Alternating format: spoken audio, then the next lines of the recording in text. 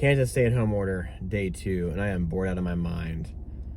But it is what it is. I got to do my part of the betterment of society by staying home and lowering the transmission of COVID-19 or coronavirus or whatever possible pandemic we're in at the time.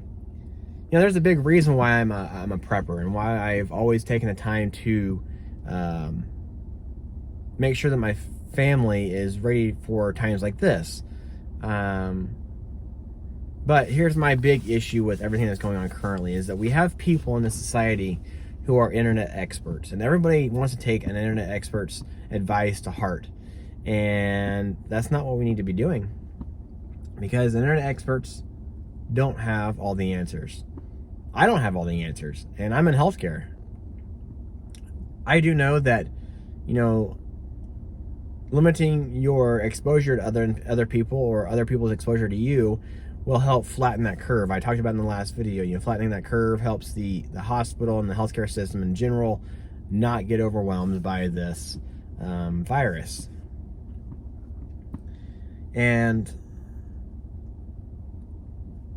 what really drives me crazy is the amount of people out there who want to decide what is essential versus not essential. I saw several comments on local news stations saying that there is no reason why there's any stores besides the grocery stores that solely sell groceries or hospitals or medical providers being open. There should be nobody else open. I posed the question, and I still ask the question, what do you do when your pipe breaks, or when your plumbing is clogged up, or when electrical issues happen in your home, or you got a flat tire and you need that repaired, or your car, something goes wrong with your car in the middle of this? Society cannot come to a standstill, guys. There's too many things that are essential services that help our world go round. And I feel like so many people are missing that aspect of this whole thing. And after listening to a podcast yesterday, I don't remember the doctor's name, but she made some good points that after this pandemic and everything is over, we're going to experience a huge increase in mental health cases. How many people are out of work because of this? How many people are out of work, and how many of those people are self-employed individuals? They've worked for everything they have. They've given everything in their life to a business. And now they're being forced out of their jobs, out of their businesses because of what we have going on. I can't imagine how many people are just laughing at the wayside that this is fine, this is what we need to do because it's going to save thousands of people. It may save thousands of people, but you know what? Thousands of people are going to commit suicide. Now they're going to be in financial ruin. There's individuals who are going to be out of work that aren't self-employed, or just they work for the man.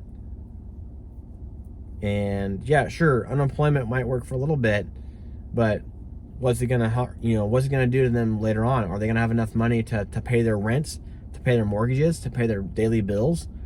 At some point, there's gonna be a break-even point when the company's gonna be like, you know what, coronavirus is over. Sorry, you still have to pay your back bills. And I feel for those people who are gonna be in that position. I'm sure we saw it in 2008, 2009, maybe an increase in suicides. I think I just read a report, which I don't know if it's true or not. I've seen it in a couple of places. But anyways, it's a good example that there was like 9 suicides in some big city.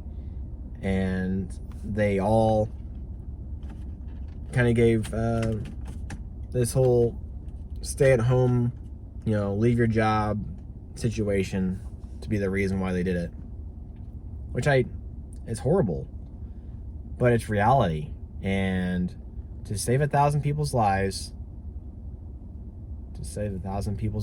or a couple of thousands worth of lives, to have to end up with people killing themselves because they were out of work is kind of hard to take on, hard to think about. Hope it's not reality in the end, but it probably will be. So anyways, get past all that stuff. I went out.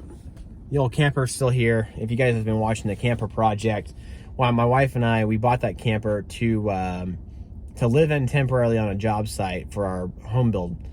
And everything is going well on the job site except for the home. Our home builders have delayed the process a little bit more than we wanted to. It's not their fault by any means, but we're probably 3 to 4 months behind now. We wanted to have a house ready to be moved in right now, and it's going to be July, August before the house is moved in if they start now on the process in the factory. It sucks to even think about it, that I wanted to relax a little bit, but I'm not gonna have time to relax. I won't have time to relax really for probably the next 1.5 to 2 years to get everything really moving on the property. And you know, I've lived in this house for 3 years now, and that time went by quick. And it was already standing. There was already a pre-existing structure here, and there's all kinds of stuff that I had to do. So going back to the camper, like I said, my wife and I, we bought the camper so we could live out there a couple days at a time while we're doing stuff on the job site, and so we could later on go camping. But there's a lot of stuff that we have to get done with it, and the last thing I have to do is replace the hot water heater. And the hot water heater has been cracked for some time. I made a whole video on it, and then I uploaded it to YouTube, and it turned out to be the audio was completely unsynced with the video. So I'll probably re-upload that. So if there's a little bit of a video in here that doesn't make sense, that's why. But I have a new hot water heater coming. I ordered it last week, and with Amazon slowing down all the shipments to do medical related stuff only, or primarily, or as the hot shipper, it's taking a little bit longer to get here, even though it's only coming from Tennessee, I think. But it should be here tomorrow, and so I'll go ahead and I'll get that replaced tomorrow. I had to get a new propane tank because the propane tank that I have on the front of the trailer is the old style fitting, and they won't refill it. The local guys won't refill it. So I went ahead and bought a new one, and hopefully everything works well. I haven't tried the hot water heater out because, well, it was cracked, and I haven't tried the heater out. Now, I don't need a heater right now. Electric heater works just fine, or will work just fine. Well, I got some more fun things coming. Along with the hot water heater, I've got a solar panel coming to help charge the batteries when I'm off the grid, so that way I don't have to rely on a generator. Now, if we're out camping and having fun and stuff, I'm gonna bring a generator with me, toss a small generator in the back to run, say, the AC, or a small heater inside, like electric heater. But for the most part, I want to be completely off grid if I'm off camping. So we're gonna do a lot of camping in the summertime, and I want to make sure I have an AC to do so.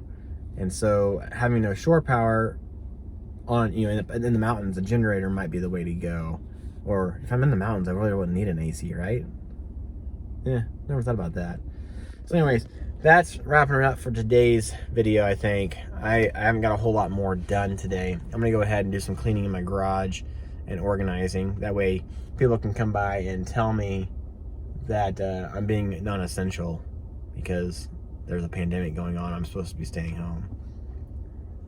So anyways, keep calm and carry on, guys. Stay safe. And as always, wash those hands.